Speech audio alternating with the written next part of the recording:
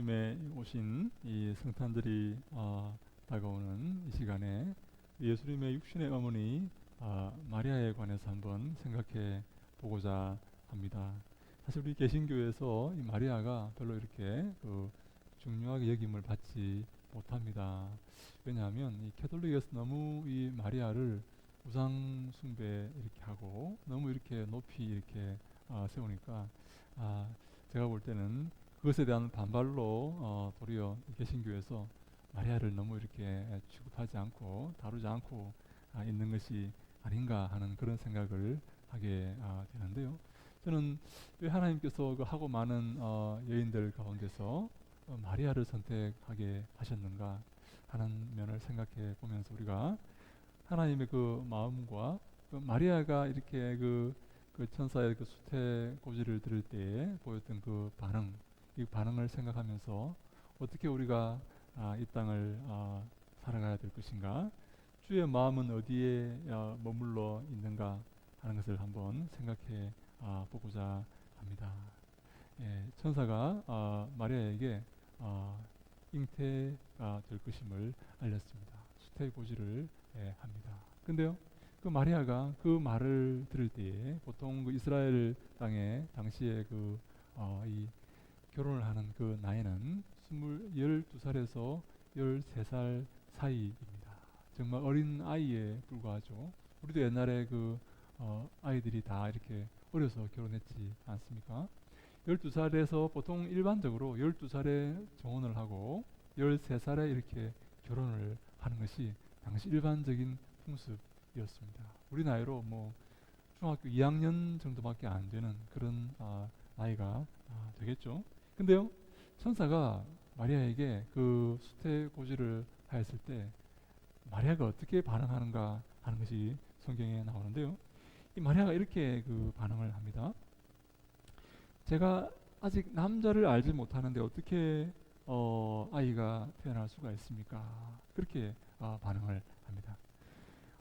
이 34절에 그렇게 나와 있는데요. 마리아가 천사에게 말하되 나는 남자를 알지 못하니 어찌 이 일이 있으리까? 라고 반응합니다. 근데요, 이 누가복음 1장 이 34절의 이 말씀은 이 마리아의 두려움의 표현이 아니라 이상합니다, 이것은 불가능합니다 하는 그런 표현입니다. 근데 이 두 표현이 굉장히 중요한 게요. 지금 마리아가 내게 천사가 고백했던 고지했던 잉태의 고지가 싫어하고 두려워하는 그런 상태로 그 고지의 말씀을 들은 게 아니라 이상하다는 그런 의미로 그 말씀을 듣고 있는 것입니다.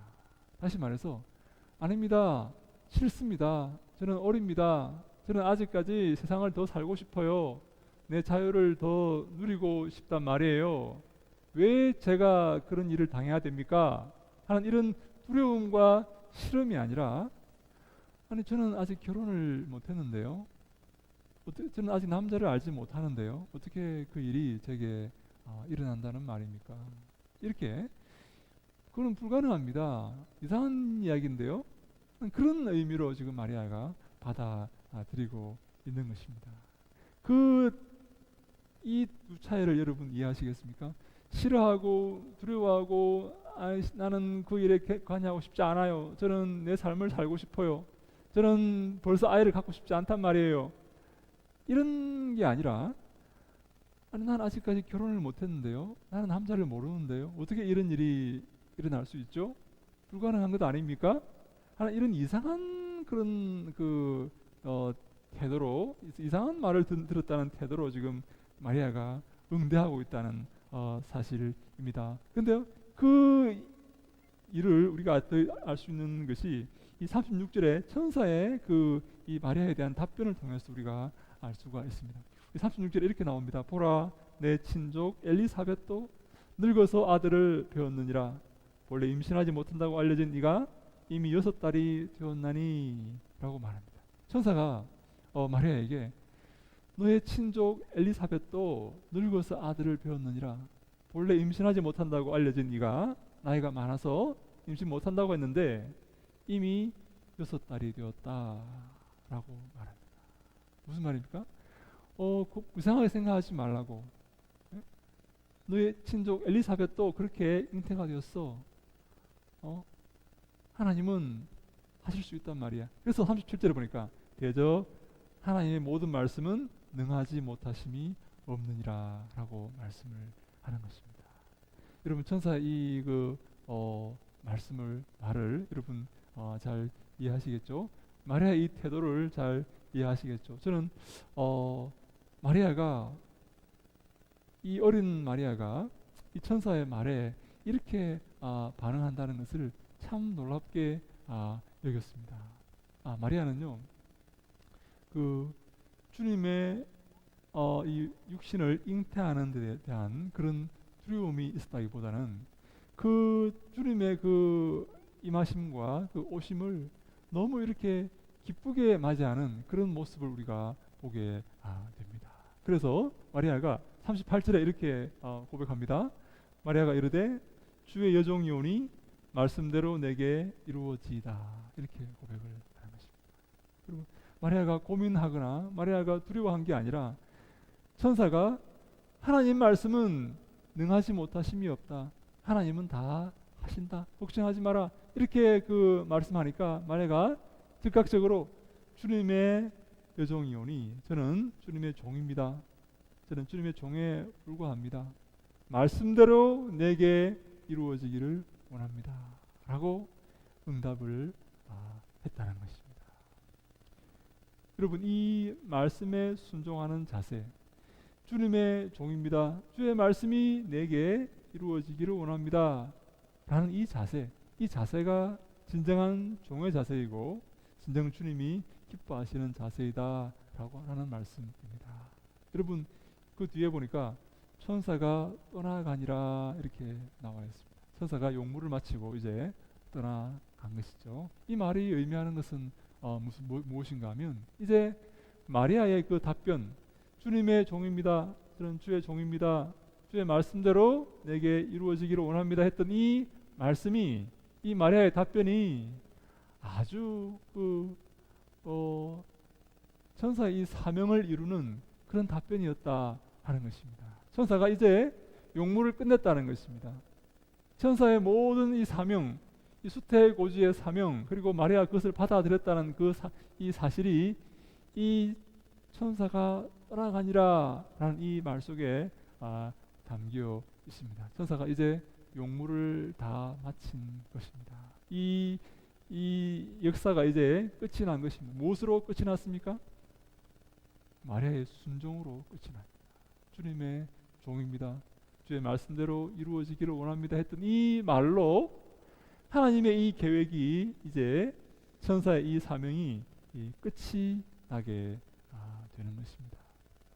다시 말해서 천사가 계속 지금 설득하고 계속 지금 노력하고 지금 마리아가 이게 지금 이렇게 받아들이지 않고 하던 이 어려운 상황에 놓여 있는 게 아니라 모든 사실이 이 마리아의 답변으로 다 정리가 되어버린 그런 지금 상태에 지금 있다는 것입니다. 사랑하는 여러분, 하나님께서 우리에게 오셔서 누구야 이 일을 좀 할 수 있겠니?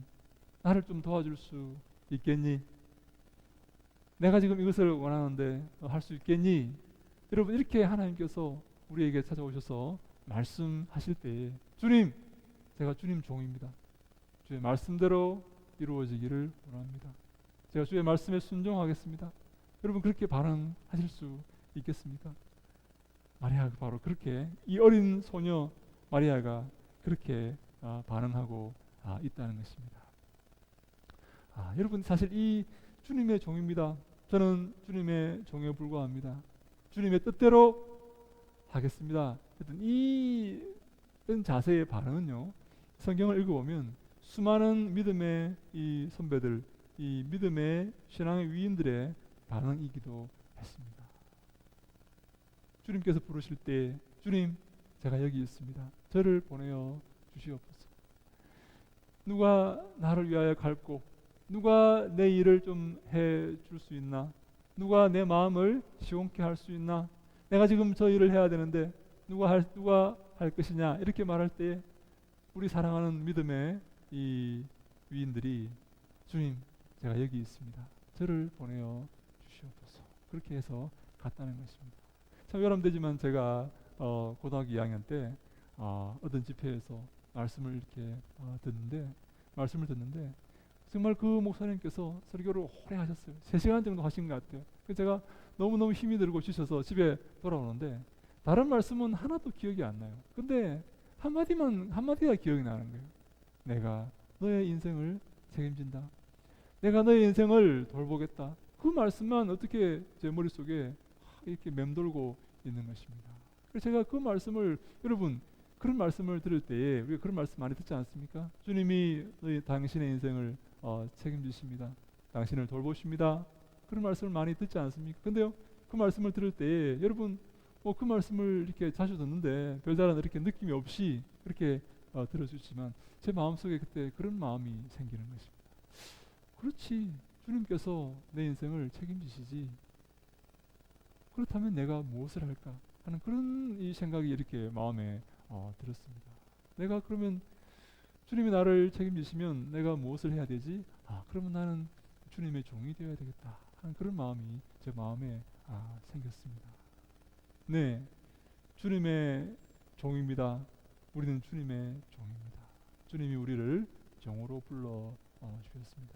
근데요, 여러분 주님이 우리를 종으로 이렇게 불러 주셨는데요. 그 주님께서 우리를 종으로 부르셨다는 이 말들이 성경에 많이 나오는데 우리 바울도 이렇게 고백합니다. 빌립보서 1장 1절에 이렇게 바울이 고백을 하는데요. 한번 같이 한번 읽어볼까요? 시작. 그리스도 예수의 종 바울과 디모데는 그리스도 예수 안에서 빌립보에 사는 모든 성도와 또한 감독들과 집사들에게 편지하노니. 네, 바울이 자신을 예수의 종이라고 이렇게 고백을 합니다. 야고보는 어떻게 고백하는지 한번 볼까요? 야고보서 1장 1절입니다. 시작. 하나님과 주 예수 그리스도의 종 야고보는 흩어져 있는 12지파에게 문안하노라. 네, 야고보도 자신을 종으로 이렇게 고백을 합니다. 이 종된 고백, 이 종의 마음, 내가 어떤 일의 주인 되는 것이 아니라 내가 주님의 종이라는 이 마음이 주님이 원하시는 마음이다 하는 것입니다. 주님이 기뻐하시는 마음이다 하는 것입니다. 주님께서 우리에게 찾아오셔서 무언가를 부탁하실 때, 어떤 사명을 우리에게 주실 때, 주님, 저는 주님의 종입니다. 주님 주의 뜻대로 이루어지기를 원합니다. 이렇게 우리가 반응할 수 있는가? 그 반응할 수 있기를 주님 이름으로 축원합니다. 아멘. 그래요, 여러분, 이 주님의 종이 된다는 이 사실이 여러분 기쁜 사실일까요? 이게 괴로운 일일까요? 이게 짐이 되는 것일까요? 이게 복이 되는 것일까요? 근데요, 주님께서 우리에게 이런 어떻게 보면 이 주님의 종이 된다는 이 사실이 우리에게 짐이 된다는 그런 생각을 할 수가 있습니다. 내 마음대로 내 자유대로 이렇게 살고 싶은데 주님의 종으로 살아야 된다는 이 사실, 주의 명령을 준행하며 주님의 그 뒤를 따라가야 된다는 이 사실, 이것이 내게 큰 어려움과 힘듦과 짐이 될 수 있지만, 근데 이 사실이 우리에게 또한 축복이 된다는 사실을 우리가 알아야 될 필요가 있습니다. 주의 종이 된다는 이 사실이 우리에게 복이 된다는 것입니다. 주님께서 우리를 종 삼으시고 우리를 당신의 하인으로 노예로 삼으시고 우리에게 복을 주시지 않겠습니까? 주님께서 우리에게 일을 시키시고 부탁을 하시고 우리의 자유를 제한하시고 우리를 속박하시고 이 사명을 우리에게 맡겨주시고 이 사명을 완수하게 하신 후에 우리에게 복을 주시지 않겠습니까? 네, 주님은 그냥 입을 닫고 마는 그런 분이 아닙니다. 사람들은 다른 사람을 이용하고 시켜 먹고 입을 닦을 수 있지만 주님은 그런 분이 아니십니다. 우리에게 사명을 주시고 우리에게 임무를 맡기신 후에 그 임무를 잘 완수한 후에 잘하였도다 착하고 충성된 종아, 이렇게 우리에게 말씀하시고 우리에게 큰 복을 주신다는 것입니다. 마리아가, 저 베들레헴의 저 마리아가 아무런 어른 평범한 특별할 것 없는 평범한 저 소녀 저 마리아가 예수님의 몸을 잉태한 그 마리아가 여러분 기독교 2000년 동안 성탄절만 되면 그 마리아를 우리가 함께 노래하고 또 우리 이제 가톨릭에서는 마리아를 마치 성인처럼 그렇게 이렇게 높이고 하지 않습니까? 성경에 나와 있는 이 믿음의 이 선배들, 우리가 믿음의 이 위인들은 다 자기를 스스로를 종으로 이렇게 자처합니다. 주님의 종입니다. 저는 주의 종에 불과합니다. 무익한 종에 불과합니다. 근데요, 이 믿음의 위인들은 주님 앞에서 큰 칭찬을 받게 되었고 주님 앞에 높아지는 그런 모습을 우리가 보게 됩니다. 여러분, 이 종의 마음이 바로 예수 그리스도의 마음입니다. 우리 빌립보스 2장 5절에 우리 예수님의 마음을 대해서 한번 이렇게 기록되어 있는데 유명한 구절입니다. 한번 같이 한번 읽습니다. 시작. 너희 안에 이 마음을 품으라. 곧 그리스도 예수의 마음이니 그런 근본 하나님의 본체시나 하나님과 동등됨을 취할 것으로 여기지 아니하시고 오히려 자기를 비워 종의 형체를 가지사 사람들과 같이 되셨고 사람의 모양으로 나타나사 자기를 낮추시고 죽기까지 복종하셨으니 곧 십자가에 죽으심이라. 아멘. 이 마음이요, 이 하나님의 마음이고 또한 예수님의 마음입니다. 바울이 이렇게 고백합니다. 너희 안에 이 마음을 품으라. 곧 그리스도 예수의 마음이니 예수님 마음을 우리 마음에 품으라 하는 것입니다. 그는 원래 하나님과 동등한 하나님의 본체이시나 하나님과 동등됨을 취할 것으로 여기지 아니하시고 하나님과 동등됨을 취하지 아니하시고 자기를 낮추어서 종의 형체를 가지사 사람들과 같이 되셨고 사람의 모양으로 자기를 낮추시고 죽기까지 복종하셨다라고 이렇게 말합니다. 누구의 말씀에 복종하셨습니까? 하나님 말씀에 죽기까지 복종하셨습니다. 그는 하나님이시지만 그는 성자 하나님이시고 그는 천지를 창조하신 창조주이시지만 하나님의 말씀에 죽기까지 복종하신 것입니다. 이 마음을 품으라는 것입니다.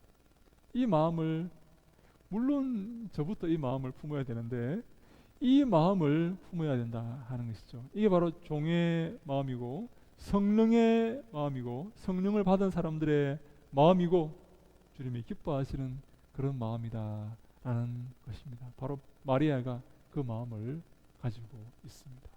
주님의 여종입니다. 사실 여러분 지난 이 성경 버전이 있습니다. 개역 한글이라고 이렇게 부르는 그 버전에는 어떻게 여러분 되어 있는지 아십니까? 주의 계집종이오니 이렇게 되어 있습니다. 주님의 여종이오니 이렇게 좀 순화해서 표현했는데 주의 계집종이오니 주의 말씀대로 이루어지기를 원합니다. 이렇게 되어 있습니다. 마리아가 그렇게 고백하는 겁니다. 주님의 계집종에 불과합니다. 저는 주님의 말씀대로 이루어지기를 원합니다. 하는 이런 그 고백을 마리아가 한 것이죠. 바로 이 고백을 통해서 전사의 이 임무가 끝이 납니다. 수태고지가 끝이 납니다. 하나님의 계획이 차근차근 이루어지게 됩니다.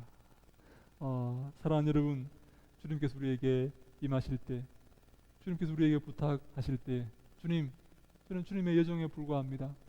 저는 주님의 종에 불과합니다. 주의 말씀, 내 뜻이 아니라 주의 말씀이 이루어지기를 원합니다. 제가 주의 말씀대로 살겠습니다. 라고 응대하고 응답하는 여러분 되시기를 주님 이름으로 축원합니다. 아멘. 여러분, 이 믿음, 이 순종의 마음, 이 순종의 마음이 저는요 신앙생활에 가장 중요한 것이다라고 생각을 합니다. 우리의 신앙의 이 순종의 마음, 주님이 우리에게 오셔서 우리에게 말씀하실 때 순종하는 이 마음, 하나님 말씀에 토를 달지 않고 하나님 말씀에 순종하는 마음, 내 의견을 제시하지 않고 주의 말씀 앞에 주의 말씀이 이루어지기를 원합니다 라고 고백하는 이 순종의 마음이 저는요 가장 중요한 마음이고, 이 마음이 우리에게 형통을 주고 이 마음이 우리에게 복을 준다라고 저는 믿습니다. 예수님께서 이렇게 그 산에서 기도하시고 제자들을 미리 먼저 그 처소로 이렇게 보내어 주셨습니다. 제자들이 배를 타고 갈릴리 바다를 건너갑니다. 여러분, 제자들 가운데 적어도 4명이 어부입니다. 어부 출신입니다. 근데요, 그들이 그 갈릴리 바다에서 배를 타고 가면서 앞으로 나아가지를 못합니다. 왜냐하면 풍랑이 일었기 때문입니다. 여러분, 예수님이 함께 하시지 않으면 어려움 가운데 갈 수가 있는데요. 근데 예수님께서 밤에 기도를 다 마치시고 한밤중에 이게 바다를 걸어서 이렇게 오십니다. 제 아들은 지금 열심히 그 파도를 헤치고 앞으로 나아가려고 하고 있고, 예수님은 이렇게 바다를 걸어서 이렇게 오시는데, 제 아들이 그 모습을 보고 처음에는 유령인 줄 알았습니다. 유령인 줄. 네, 어떻게 사람이 물 위로 걸어오겠습니까? 그래서 사람들이 다 유령인지 놀랐는데 그 예수님을 알아본 사람이 있어요. 누군가 하면 베드로입니다. 베드로가 바로 저분이 예수님이라는 사실을 알아보았던 것입니다. 네, 예수님은 물 위로 이렇게 걸어서 오십니다. 여러분, 물은 무엇을 상징합니까? 물은 우리 인생의 고난과 두려움을 상징합니다. 죽음을 상징합니다. 그 물 위를 이렇게 밟고 걸어서 오시는 예수님은 생명을 상징하고 그 고난과 어려움들을 다 통치하시는 하나님을 상징하는 것입니다. 어떠한 어려움이 있더라도, 어떠한 고난이 있더라도 예수님은 물 위를 걸어서 오시기 때문에 우리가 그 예수님을 의지하고 살아갈 때에 승리하게 되는 것이죠. 근데요, 그 예수님을 보고 베드로가 이렇게 얘기하지 않습니까? 예수님, 저도 물 위를 걸을 수 있도록 해주십시오. 저도 물 위로 한번 걸어보겠습니다. 여러분, 좀 이렇게 베드로가 좀 이렇게 좀 약간 엉뚱하지 않습니까? 여러분 같으면 그렇게 한번 이렇게 예수님께 한번 구해 보시겠습니까? 예수님, 저도 한번 걸어보고 싶습니다. 이렇게 하시겠습니까? 네, 베드로가 이렇게. 근데 저는 참 베드로의 이 제안이 참 놀라운 게, 베드로만 물 위를 걷는 경험을 하게 됩니다. 예수님께서 뭐라고 말씀하시는가 하면 오라 이렇게 말씀하십니다. 와보라고. 그러니까 베드로가 물 위를 이렇게 걷다가 여러분, 지금 베드로를 삼키려고 지금 이렇게 넘실대는 이렇게 그 파도를 이렇게 보지 않겠습니까? 파도가 옆에 보이지 않습니까? 그 파도를 보는 순간 베드로가 빠져 들어가는 것입니다. 말씀을 의지하고 오라 했던 그 말씀을 붙들고 배 밖에 나가서 물을 디뎠을 때는 베드로가 물 위를 걸을 수 있었는데, 그 파도를 보는 순간, 말씀을 놓치고 그 파도를 보는 순간 베드로가 빠져 들어가는 것입니다. 말씀 붙들었을 때는 물 위를 걸었습니다. 어떠한 어려움도 헤쳐나갔습니다. 근데요, 말씀을 버리고 파도를 보았을 때 베드로가 물 위를 빠져 들어가게 되었습니다. 우리 마태복음 14장에 이렇게 나와 있습니다. 함께 읽습니다. 시작. 바람을 보고 무서워 빠져가는지라 소리질러 이르되 주여 나를 구원하소서 하니 예수께서 즉시 손을 내밀어 그를 붙잡으시며 이르시되 믿음이 작은 자여 왜 의심하였느냐 하시고. 네, 바람을 보고 그 파도를 보았을 때 베드로는 빠져 들어가게 된 것입니다. 무엇을 붙잡으라고요? 하나님 말씀을 붙잡고 하나님 말씀을 신뢰하며 나아갈 때 베드로는 물 위를 걸을 수가 있는 것입니다. 예수님께 책망하십니다. 믿음이 작은 자요 왜 의심하였느냐? 왜 그 말씀을 의심하였느냐? 오라 했던 그 말씀을 붙들고 이 말씀 믿으면서 나아갔으면 물 위를 걷는데 왜 이 말씀을 의심하였느냐? 말씀을 의심하고 상황을 바라볼 때 빠져들어가는 것입니다. 말씀 붙들고 상황을 바라보지 않고 말씀 붙들며 나아갔을 때는 승리하는데, 말씀을 포기하고 상황을 바라봤을 때 베드로는 빠져들어가게 되었다 하는 것입니다. 우리가 이 땅을 살아갈 때 주의 말씀 붙들어야 될 줄로 믿습니다. 주의 말씀만 우리를 승리케 하고 주의 말씀만 우리에게 복을 주십니다. 마치 마리아가 주의 말씀대로 내게 이루어지이다. 여러분, 마리아가 잘못되면 돌에 맞아 죽을 수도 있습니다. 아직 결혼도 안 한 처녀가 애를 낳는다? 당시에 그 돌에 간음죄로 돌에 맞아 죽는 일이 있었습니다. 여러분, 마리아가 얼마나 어려운 상황 가운데 처했습니까? 그러나 마리아는 그 상황을 바라보지 않고 형편을 바라보지 않고 하나님 말씀을 바라보았습니다. 하나님 말씀 붙들었습니다. 그리할 때 마리아가 승리하게 되고 복 있는 여인이 되는 것입니다. 우리도 마찬가지입니다. 사랑하는 여러분, 주의 말씀이 내게 이루어지기를 원합니다. 주의 말씀대로 살겠습니다. 주님, 주의 말씀 붙들고 살아가겠습니다. 여러분, 그 믿음이 복된 믿음인 줄로 믿습니다. 하나님께서 우리에게 큰 복을 주실 것입니다. 그 말씀 붙들고 믿음으로 살아가는 믿음의 선배들처럼 그렇게 믿음으로 살아가는 그 삶이 여러분 복된 삶이라는 사실을 기억하셔야 됩니다. 왜 그렇습니까? 이분이 우리에게 말씀하신 이분이 바로 하나님이시기 때문에 천지를 창조하시고 우리의 생사 화복을 주관하시는 하나님이시기 때문에 그 말씀 붙들고 그 말씀 믿으며 의심하지 않고 나아가는 그 사람이 복되다라고 말씀을 드릴 수가 있는 것입니다. 여러분, 복 있는 사람은 어떤 사람입니까? 복 있는 사람은 하나님 말씀을 즐거워해서 그 말씀을 주야로 묵상하는 사람입니다. 주의 말씀이 즐겁고 주의 말씀이 기쁘고 내 상황을 보면 어렵고 슬프고 힘들지라도 내 상황을 보면 내가 정말 답이 안 나오는 그런 입장에 있다 할지라도 주의 말씀이 즐겁고 주의 말씀이 기쁘고 주의 말씀이 행복하고 그래서 주의 말씀을 주야로 묵상하고 그 말씀을 지키며 살아가는 그 말씀 붙들고 믿으며 살아가는 그 사람이 복 있는 사람이다 라고 성경이 우리에게 말씀하고 있는 것입니다. 이 말씀은요 제게도 해당되는 말씀입니다. 네? 제가 사실 굉장히 많이 이렇게 상황을 이렇게 생각하고 염려하고 걱정하는 그런 사람이었습니다. 조금만 일해도 걱정하고 조금만 일해도 여러 가지 가능성을 생각하고 복잡하게 이렇게 살아갔던 그런 사람인데 사실 저한테 굉장히 필요한 그런 말씀입니다. 상황을 바라보지 않고 현실을 바라보지 않고 주의 말씀 붙들고 말씀 의지하며 살아갈 때에 제가 복받은 인생이 될 줄로 저는 믿습니다. 저는 베드로처럼 그렇게 바람을 바라보고 풍랑을 바라보고 물에 빠져들어가는 그런 인생이 아니라 말씀 붙들고 말씀 지키며 의심하지 않고 한 걸음 한 걸음 나아갈 때에 승리하는 그런 인생을 저는 진심으로 살기를 원합니다. 우리 교회가 그런 교회가 되기를 원합니다.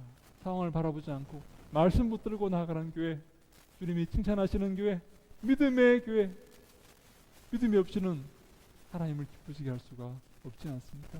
우리가 믿음을 가지고 하나님을 기쁘시게 하는 우리 모두가 다 될 수 있기를 주님 이름으로 축원합니다. 이곳에 우리 교회가 주님이 기뻐하시는 교회, 믿음이 충만한 교회, 주님께 영광 돌리는 교회가 될 수 있기를 주님 이름으로 간절히 축원합니다.